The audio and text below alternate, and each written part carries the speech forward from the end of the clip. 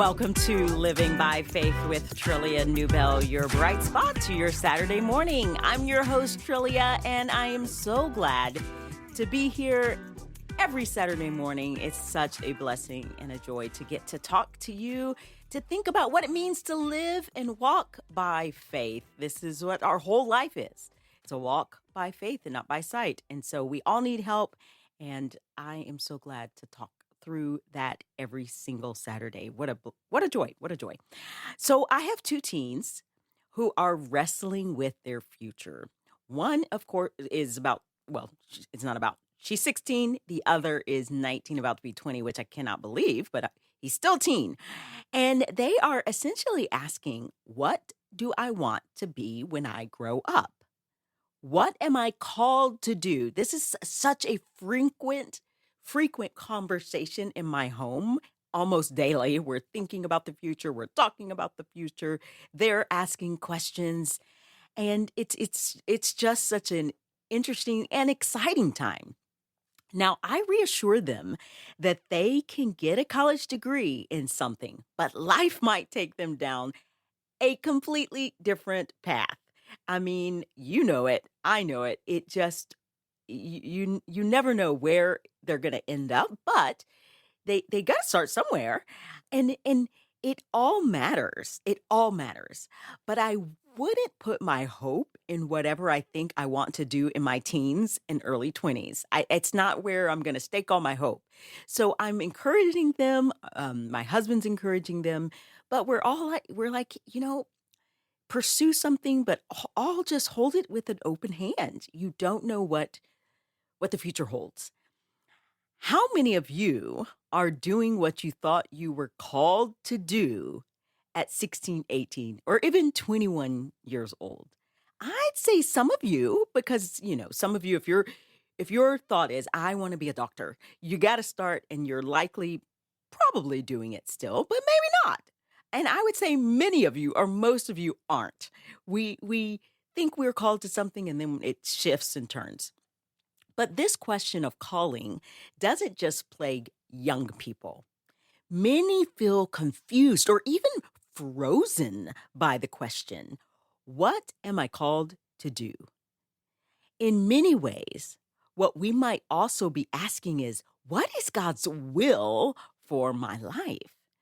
When I first became a Christian, I remember memorizing 1 Thessalonians 5:16 through 18. If I mess it up, forgive me, but rejoice always, pray without ceasing, in everything give thanks, for this is God's will for you in Christ Jesus. 1 Thessalonians 5, I think 16 through 18. That scripture calmed my heart in ways that I didn't know I would need later on. I felt that as long as I'm pursuing Jesus, rejoicing, praying, giving thanks, I could relax. I didn't have to know everything. Everything else just will figure itself out. Now, that doesn't mean I just sat around not pursuing anything, but it did give me peace. And here's my question for you. How have you considered calling in your life? We're going to answer that question in a bit. But to help us think well about the topic, I'm so excited to have my friend Karen Swallow Pryor on the show. She is going to help us think through this topic, and she's written a book that will help us and can help us for the future as we're considering what is calling and how should we think about it. Karen, welcome to Living by Faith. Good morning, Trillia. So good to be on talking with you. It is so good to be on. And just for everyone who's listening in, Karen and I go way back. We were go way talking, back. yeah, way back. We were reminiscing. There was a season where we probably talked every day. I mean, we were in Mhm. at least this constant, if not online, on the phone. We go way back. She is a dear person to me, and it's just really such a blessing to have you on and get to talk to you. And it's an interesting topic to me when I saw this book and I thought, oh, you've written on literature and reading, and you talk and a lot about current cultural moments. Calling is really it's kind of unique. So, what made you want to Mm, write a book on calling? mm. Well, in my former calling, my former role as an English professor full time in the classroom, of course, I was talking with my students a lot about calling and about career and goals and what they would do with their lives. So I've been having conversations like this for decades. Now, why I wanted to write a book on it, I mean, part of it was to draw on those conversations in this particular moment and kind of combat some of the myths that I think are part of our cultural moment right now. But also, I found myself struggling with some of these questions myself as I was undergoing a shift in my profession and my job and Yeah. my vocation. And so all those things fell together. And I actually, because I also, sort of the second half of the book is about how we're all called to pursue truth, beauty, and goodness. That's something that I've been preaching for years. So, as I'm able to bring together a lot of things that I've talked about and thought about for decades. Now, as a professor of literature, I connect the dots for me because for some reason I'm not it's Yeah. you would talk about calling it. Would that be because of relationships with your Yes, students? yes, Okay. So yes. kind of And like when I'm talking about my teens, we're talking about calling, thinking about calling, but we're not. Okay, so carry on. What were you yeah, going to say? yeah. No, and of course, if you teach English, I mean, every discipline's a little bit different, but when you teach English literature, even in the classroom, you're going to talk about everything because literature covers everything. So Ah, so even yes. in the academic study, these questions open up. I've actually included a lot of the literature that I teach in this book, the poems and the essays that wrestle with these questions. But on the other, outside the classroom, of course, I develop relationships with students who see what I do. I'm a writer and a speaker, and a Yeah. lot of English majors want to do the same thing. And so it naturally opens up to these kinds of discussions on a more relational level as well. Okay. Makes complete and total sense. Okay, so can you help us define it? Because you mentioned, and I think this is true of most people, it is not something that you just wrestle with when you're 18 and trying to Mhm. decide on your major. I think throughout your life, you people are asking, okay, what am I called to do? What my husband and I just this morning we were talking about, okay, if this kid goes here, are we going to be called to follow Mm, them or do we mm. stay rooted here or where what do we do? And there is this question of what do we do? What are our lives going to look like in this year, that year? So define it. What is calling? Yeah, no, that's an important question. And the first thing that I want to say, even before defining it, is that we have multiple callings at the same time. And I think a lot of us, we have this idea that there's one calling and we've got to find it. And if we don't find it, we've missed it, we've lost out. And there can be these bigger callings that are more defining of our lives, but we have multiple callings. Even our role in our families as a mother or father or daughter or son, those are actually callings. And that's why you and your husband are wrestling with the question about what you'll be called to do when your children pursue their callings, because you do have callings as parents, and we have callings as friends and neighbors and citizens. That's not usually what we're talking about when we talk about calling, but Right. we need to, because all of our callings need to be woven together in a way that brings balance and harmony to our lives and the way that we live out our faith. So calling, to define it, is, and this is one of the central points of my book, because we live in a sort of self-expressive age, and so we tend to think if we're passionate about something or we like something or we want to do something, that that is our calling.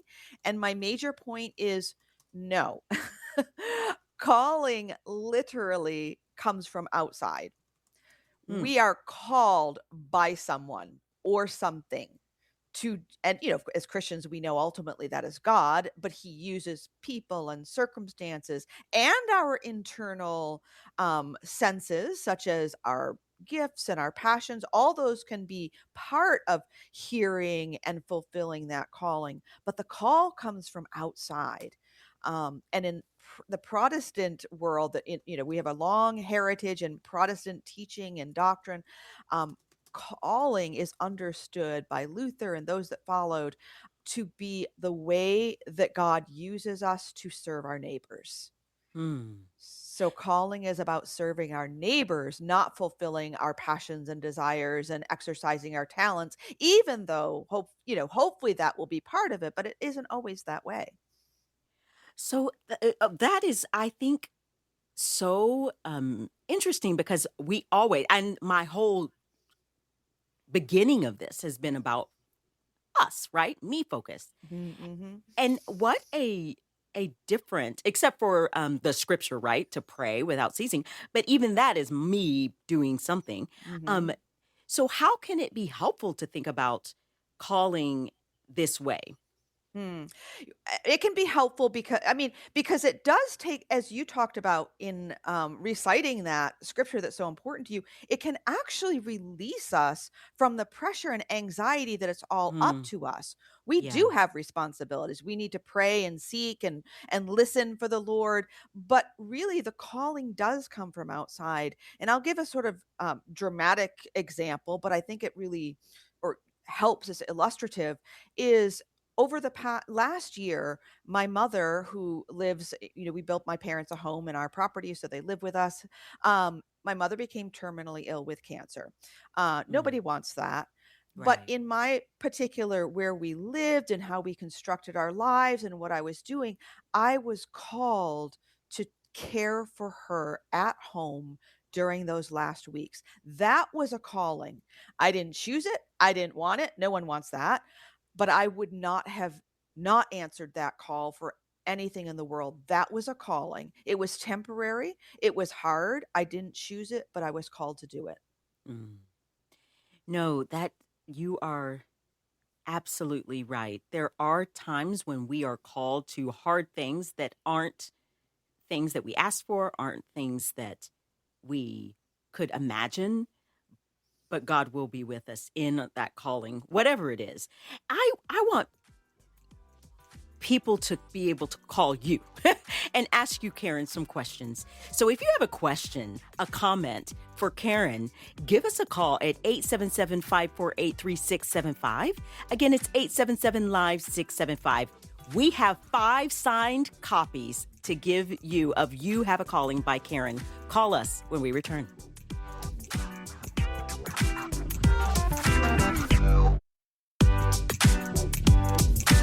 Welcome back to Living by Faith with Trillia Newbell. I am so excited to be talking to Karen Swallow Prior about calling. And calling affects all of us. We're all thinking about it. We're all trying to define it. We're all trying to figure out how to walk in it, walk in your calling. You've heard that before.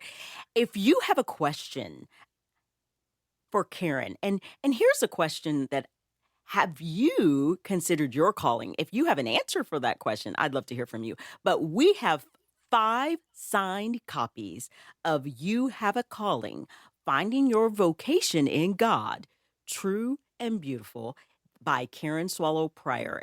And we'd love to give you a copy. We have 5 signed copies. If you give us a call and you have a question for Karen, we will give you a copy of this wonderful book, You Have a Calling. Give us a call at 877-548-3675 or 877 Live 675. Again, it's 877-548-3675 or 877 Live 675. And we will give you a copy of You Have a Calling by Karen Swallow Prior. And so, Karen, we were talking about calling and how it really looks different than what we often think. And how could it, did you, I don't know if you've talked about this, and if you did, forgive me, but how can it be helpful to think about passion coming in, coming from inside and calling from outside? So, what is passion versus calling? Yeah, that's again a really important distinction that I try to make in the book because we often conflate the two. We do have passions. Oftentimes those passions, I think, are just innate in the way that God made us, and created us. And sometimes we can cultivate those, or, whether rightly or wrongly, passions can be good, they can be bad. Their energy, and desires to do and be certain things, and those that is internal. And as I said before the break, calling comes from outside. So passion is inside, calling is outside. And in an ideal world, um, in heaven, those things will completely overlap. We will be called to do something that we're passionate about, and for some of us, we do have that in our work lives, or maybe we have it for a little while, but not always. But Yeah. understanding that they are distinct and that they don't always overlap, I think, is helpful, because we can be passionate about something that we don't get paid to do. That's not our work, but 100%. that does Yeah. yeah, that doesn't mean we can't pursue it. I would love to think about this practically because I was again I keep going back to my kids because we were just talking about how you one of my children wants Mhm. a family, and he I only have two. He wants to provide for his family, so he might need to, get a normal job. And but he has other passions.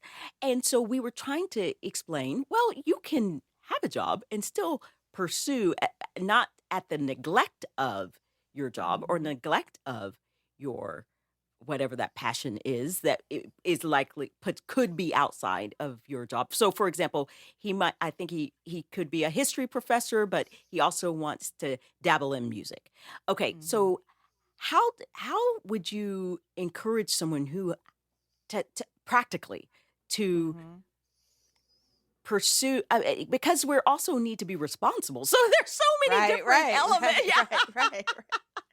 So W help us think well, through this yeah, if practically. we're talking about, and again, because as I said before, we have multiple callings, and really the older we get, the more callings we have. If you're a young Yeah. person, you have the calling to be a son or daughter, you have the calling to be a Christian if you're a believer, and you have the calling to be a student. Like that's actually a calling. And so Yeah. there's not a lot, there are fewer roles. And so if you're younger and you're asking those questions, a big part of it is actually knowing yourself, getting to know yourself, and how what your gifts are, what your passions are, and getting to know the world and what the reality of the world is like. And so, there are some people who will be content and responsible in pursuing music, and having a Yeah. very unstable life. Absolutely. Right, right. There are Yes. people who can do that, and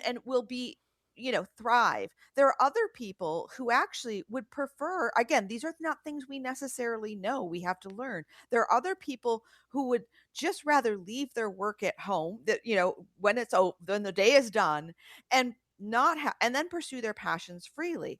The example I use in the book about myself is I have always had a passion for animals. I love animals. Yes. So when I Yes. was a teen, I thought, oh, that means I should be a veterinarian. No, not no.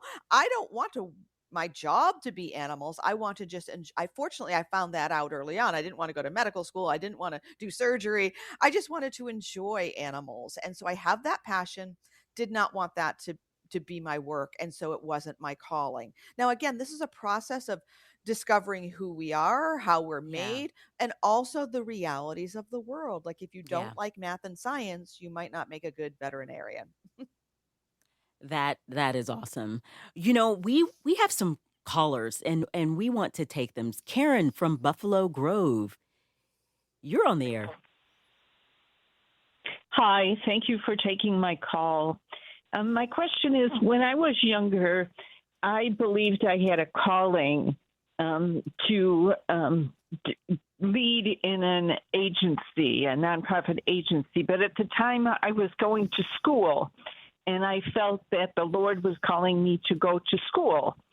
But since then, I realized that I probably missed my calling, that the Lord was calling me to lead where he needed me to go. And I was so absorbed in what I felt he was calling me to do that I missed it. So my question is, if you miss your calling, so now I'm in my 60s, and I'm been mulling this over for the past 30 years. If you miss your calling, does God have another calling for you, or have you just missed out on life? Oh, that is such a good question. And I have Yes. heard different versions of this question. So, and there's no, clear single answer, but let me give you a couple of guiding things that I think can help you. First of all, as I said earlier, we do have multiple callings. So you might, so you might miss one calling, but you still have others. You did have a calling as a student and you did pursue that. And again, if we think of, I can be very literal, so bear with me. If we think of a call is kind of a literal, like someone calling on the phone, which it really is very much like that. Sometimes we can miss a call. We actually, God may have had something for us that we could have done and would have honored him, but it's not the only call. And so I think in this station in your life and this age, I mean, we all have limitations. Our age is a limitation. The world's needs and capacities in our particular moment is a limitation. But whatever it was that you think the call that you missed, you still have those gifts, you still have those desires, you still have Yeah. those abilities. There may be other ways you can use them even in your 60s.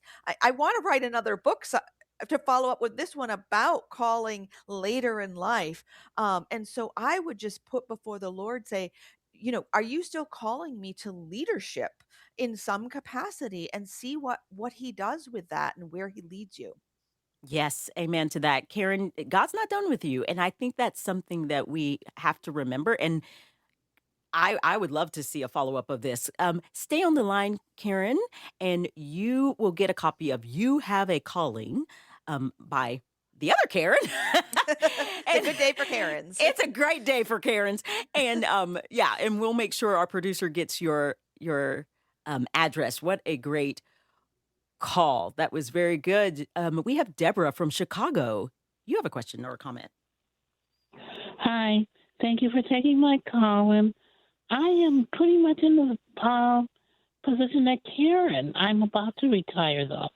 And I'm wondering, at one time in my life, because I wanted to work with children, and then, you know, that don't have families, foster children, or maybe after school children, something of that nature. And then at other time in my life, I was thinking that, well, maybe I should pursue something more, Christian, religious like. Mm, I don't even know how to right. delve into what I should do. But Go ahead. I'm going to have the time soon to do something. Yes, yes. Well, retirement is a very, a special time in life, because you are retiring, which means that you don't have to work in order to bring in money. Hopefully, that's part of the retirement plan. So you have this time available, which is something to steward. And so you are asking the right question to say, how am I called to use my time? And so there are so many ways that you can serve children in your community. And I would say that is actually a religious calling. It doesn't have to be with a religious organization for it to be an expression of your Christian faith and a way to Yes. serve your neighbors. That's very important. So I would just begin looking around at organizations and nonprofits and ministries that have different services, and to see how you might be called to fill a need that does fit with this area that you felt called to years before. I think it's exciting, and there are probably more opportunities than you even realize or even will know what to do with. And so then you'll Hmm. need wisdom and discernment to pursue the right one. But I know that your time and your talent is needed out there. Absolutely. Deborah, stay on the line and we will make sure that you get a copy of Karen's book, You Have a Calling. I think that is one of the things that you said that I just want to repeat because I think it's so important. Calling doesn't always mean vocation. It doesn't mean job. And it also doesn't mean you don't have to be paid or and so yeah. So you even talked about how you have a love for animals, but you aren't that's not your vocation, but you can care Right. for, you can write about, which we've read about animals. And so you can serve a church and not have to have a label or a title on your name. I think that's so important. Nonprofits, all sorts of things. And a lot of our callers, I believe a lot of them are in their later in their life. I'm reading the screen right now, and they're trying to figure out, well, what's next for me? I think that's an interesting conversation, and one I am so excited we get to have with Karen Swallow Prior on Living by Faith when we return.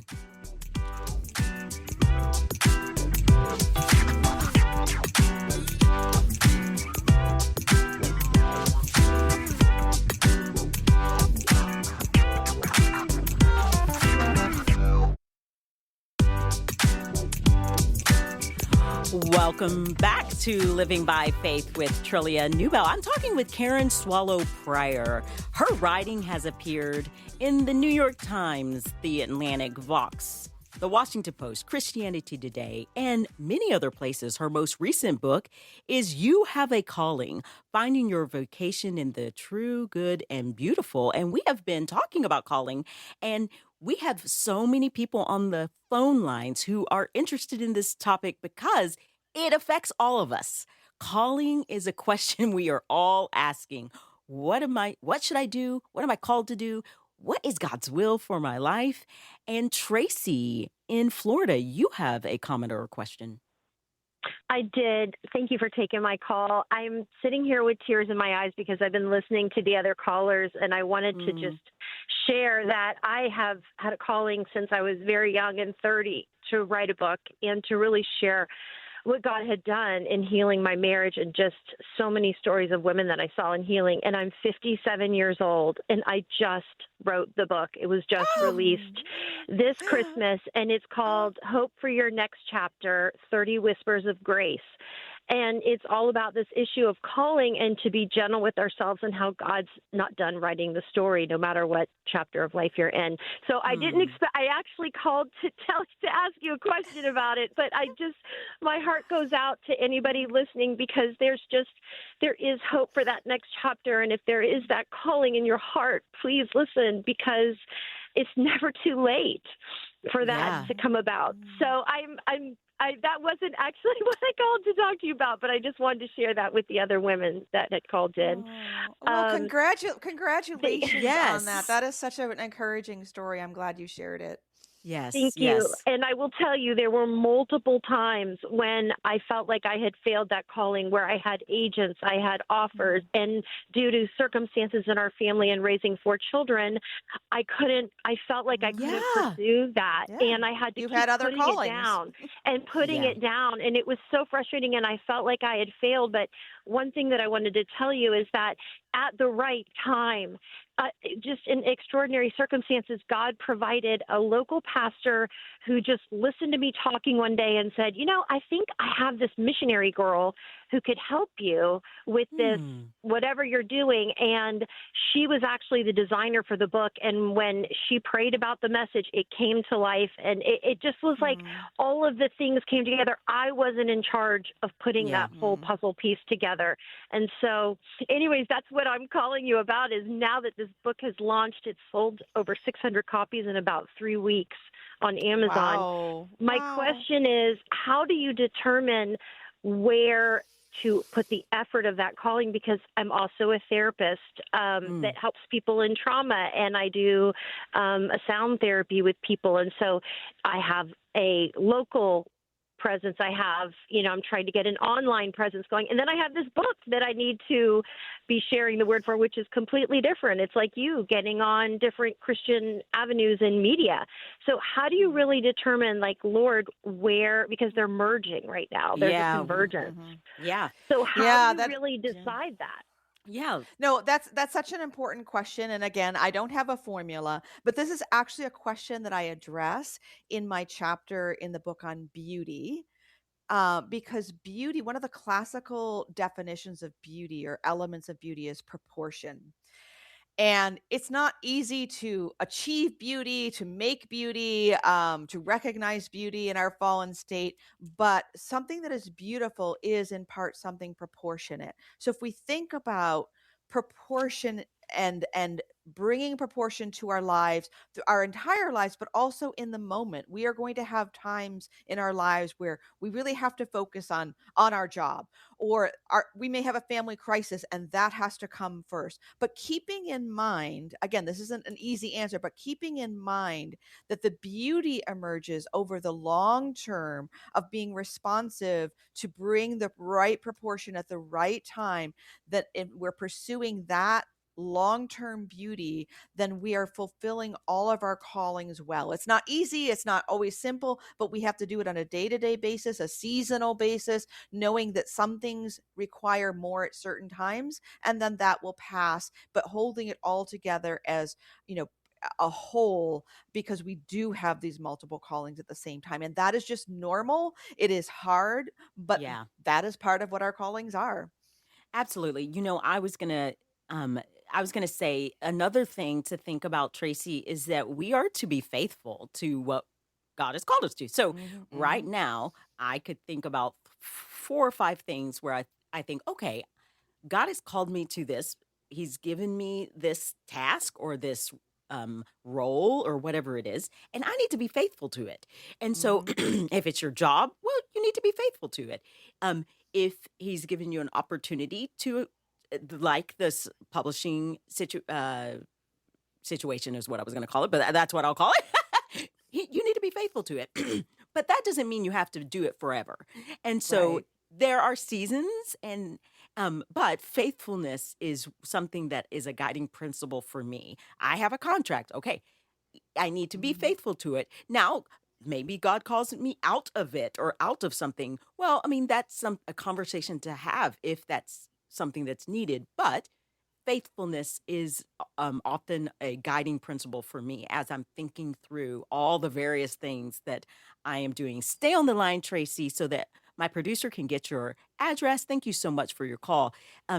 You're going to get a signed copy of "You Have a Calling" by Karen Swallow Prior. We had a caller named Jim. He had to go, but I want to actually read his comment because I thought it was a good question.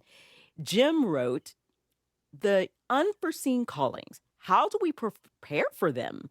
How do we Mm. keep ourselves available for those?" That's a really interesting. How do you prepare for the unforeseen? And you kind of alluded to it when you talked about your dear mother's cancer diagnosis.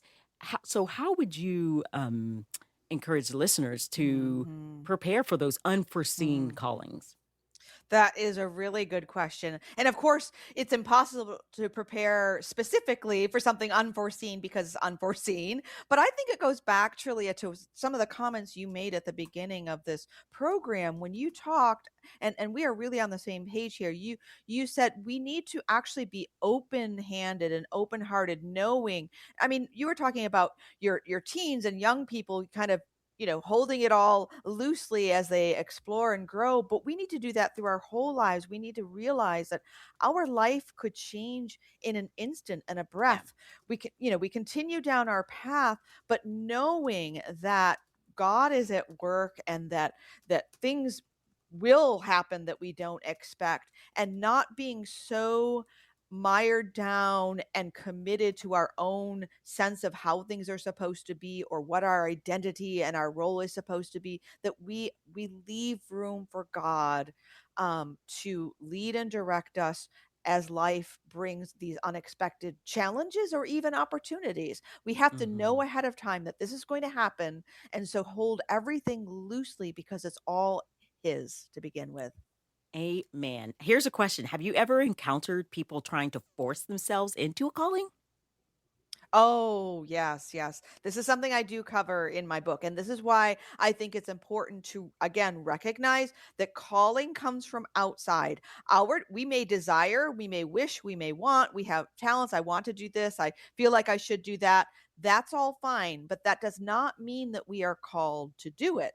We have to Hmm. wait to be called. We can pursue calling. I think of, I don't have kids and I don't do sports, but I know if you're a young person in a sport, that you might Right. you go out of your way to put yourself in front of the recruiters or play in the league that gets noticed. Those are things we do so that we can maybe have a better chance at the opportunity. Certainly we can do those things, but that doesn't mean we're going to get called. I can't say to an employer, I'm going to make you hire me. Right. And yet we tend to do that with the things, that we want to do. And we've all had a bad teacher, Yeah. maybe even a bad pastor, or Yeah. a doctor who wasn't skilled. We do not want to do things that we're not equipped or called to do, and we need to be careful about that. Amen to that. I have so loved this conversation, and we have more on Living by Faith when we return.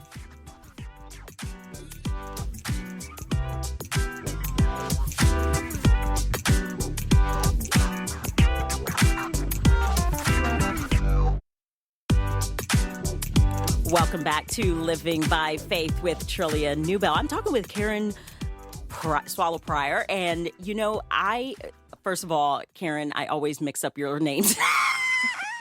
You did great. It's so funny.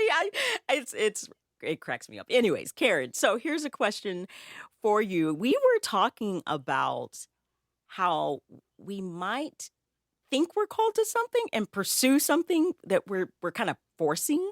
So what role does giftedness have or not have in calling? Mm. Well, giftedness does have a big role. I mean, I think it's sort of the prerequisite. I know in church life we often like to say God he equips the called, and we use that as an excuse to do something we're not gifted to do, and sometimes we have to, but we really should look to our gifts and talents as indications of what we might be called to do, the way we might serve our neighbors best. But we also have to look at the reality of the world. I mean, writing, as Tracy mentioned earlier, writing is in our world right now is something that is a lot of people can do because of the technology we have and education we have. And Right. yet there's so many writers in the world may not need all of them. So it makes it harder to get published, and to do well with a book. That's a reality of the world that has nothing to do with our gifts and talents. So that's part of it. But what the world needs at the moment is another part of it. And again, because calling is a way to serve our neighbors, we really ought not to pursue things that we aren't equipped or gifted to do. I mean, unless it's just, an emergency situation or there is no one else. Absolutely. We have Mary from Illinois. You have a question or a comment. Hi, I appreciate you. Can you hear me? I'll turn my speaker Yes. off here. We can hear you perfectly. Go for it. Okay. Yeah. Based on what you just stated, there was a congregation we belonged to that tested your talents when you came in. Like a questionnaire. Are you good at music? Are you good at this? And so you knew where you could plug in the best. Like time and talents, like how you could serve. But also, my mom said to me when I went, I like literally anguished over my next steps in life, my career, whatever. I anguished for 3 years and prayed, and God, I'm born of missionary parents and their teachers. They said don't go into teaching, so I ended up pursuing occupational therapy to help people with their careers and help, Ah, yeah. So I would say my question more or less is, do you believe that it's wise to tell the children as they get ready at 18, 16 years old to look for the Christian group, wherever they're going to be? If they're going to be, I was on a 23,000 student campus, and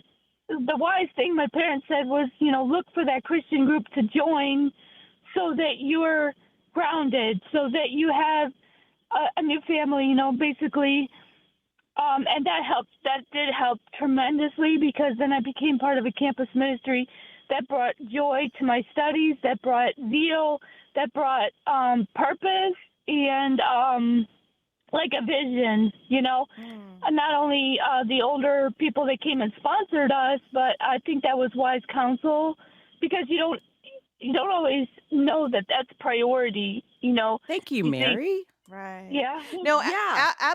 absolutely. I mean, one of the ways that we actually, as Christians, can find our calling and discern it is to be in Christian community because God uses other believers to point out and name things and identify things that we might be called to. So that's excellent advice.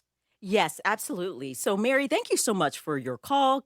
We have a signed copy for you. You have a calling by Karen Swallow Prior. And I think yes, joining as a young student, finding a local church where you can find community is essential. And I do believe that the church body can affirm your calling insofar as your giftings, and it can just be a real encouragement to you and a support. Thank you again, Mary, for your call. Lori from Ohio, you have a comment or a question. Yes, let me turn down my radio here. Hang on 1 second. No problem. Can you hear me? I can hear you. Hello? I can hear you. Can you hear can me, hear me? Lori? Yes, I can hear Okay. you. Yeah, now I can. Yeah, thank you. Okay. I'm calling because I'm looking to retire, but I'm not feeling, I'm kind of half and half. I don't feel like a real calling, like what am I going to do after I retire? You know, I'm a nurse right now, so I feel like that was my, first calling. I've done that for 40 some years and, raised a family, which is another strong calling. But I'm just curious, how do you know, like, is it time to retire, or if I'm not feeling really strong about changing or doing anything, should I be holding off to make that big decision? It's just, I wish I had like a strong pull to do something one way or the other, For a while, I was Yes. babysitting my grandkids. They're in school now, so I don't really have to do that during the week. Now if I had any other ones coming, I feel like that would be my calling to help with those kids, but we don't have those right now. So, Right. yeah, so I was just wondering, what do you think about that as far as How should do I? you discern? How do you find? Yeah. I mean, Yeah. of course, for most of us, there are financial questions that have to be addressed, and that's responsible. But beyond that, I do think that because we live longer in the modern world, we still have an sort of outdated system concerning retirement. We can retire from our jobs, but I think as Christians, we should know that we are not retired from callings and from serving and from Yeah. filling the needs of our neighbors. So it might be something that you can continue doing the kind of work that you're doing now in a different capacity. But if that's not feasible or desirable, you should certainly be looking for ways that you can serve others in a different role, in a different calling once you do retire. And Yeah. so retirement is more of a secular, American financial category. But for believers, we can serve the Lord and our neighbors until the last breath that we take on this earth. Gosh, what a good reminder. That's a third book that you could write, Karen. You got a lot of books to write from this. Yes. But seriously, that is, Lori, first of all, thank you so much for your call because I do think Thurn and I, my husband and I, we're about to be empty nesters and we keep thinking, whoa, I'm fairly young. And to me, and we You have are, a lot, you are. yeah, we have a lot of potential life to live yet. And that has been such a question for us. What do we do? What do we not do? What can we withdraw from? What should we do? I mean, those are questions that I'm asking Lori. Stay on the line and I will make sure you get a copy of Karen's book. You have a calling. And here's a question, Karen, as we are thinking through this, and I want to kind of end on this. Is it okay to have dreams? Mm. It is absolutely wonderful to have dreams and to bring them before the Lord. And, this is a point I wanted to make way back when we took Tracy's call and she talked about publishing her first book in her 50s. This is another thing I encourage young people. But also us not so young people, is that really if things go in their natural order, life is actually long. And I bet Tracy's book, I hope I'm remembering her name correctly. Her book was a lot better at 57 than the book Yeah. she would have written at 34, right? Yes. And Yeah. so if we are patient and we have these dreams, life is actually, an experience is actually going to make the fulfillment of that dream richer and better, because Mm. life brings us so much wisdom and experience. And so bring these before the Lord, but be Yeah. patient.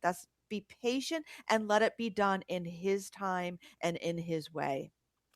I absolutely love that, Karen. I've been using the phrase a couple of times. God's not done with you, Mm. and I love that Tracy. It was Tracy. She wrote her book at 50 something. I think Tim Keller didn't start writing until he in his 50s, Right. and there Right. are so many people who begin something. Yeah, I hear people. I went to law school and I was 56, or I just, Mhm. God, you never know what the Lord would have for you.